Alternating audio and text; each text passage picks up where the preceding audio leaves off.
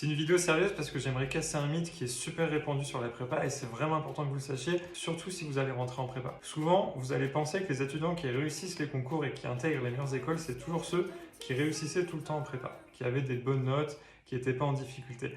Il faut vraiment savoir que c'est faux. Il faut vraiment savoir que c'est faux parce que beaucoup d'étudiants qui intègrent HEC Paris, les SEC ou les grandes écoles, ils avaient souvent énormément de difficultés en prépa. Et par exemple, quand j'ai commencé ma prépa, ma première note en maths, ça a été un 5.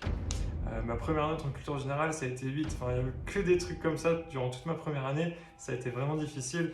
Et évidemment, j'ai progressé. Je suis arrivé à des notes comme 18 en culture générale, 17 et puis 20 en mathématiques au concours. Donc évidemment, les gens progressent, passent par des difficultés. Mais surtout, n'imaginez pas que les étudiants qui intègrent des très bonnes écoles, c'est que des gens qui réussissent tout le temps en prépa. Donc c'est pour vous dire que même si vous avez des difficultés, s'il y a des moments qui sont difficiles pour vous, ça ne veut pas dire du tout que vous n'allez pas y arriver pour les concours. Vos résultats au concours vont être vraiment indépendants des résultats que vous avez eus par le passé en prépa. En tout cas, si vous voulez être sûr de ne pas faire d'erreur et de progresser rapidement, je vous conseille vraiment de télécharger le guide Stratégie de réussite que j'ai écrit pour vous avec 7 étudiants. C'est gratuit, téléchargez-le maintenant dans la biographie pour le lire tout de suite.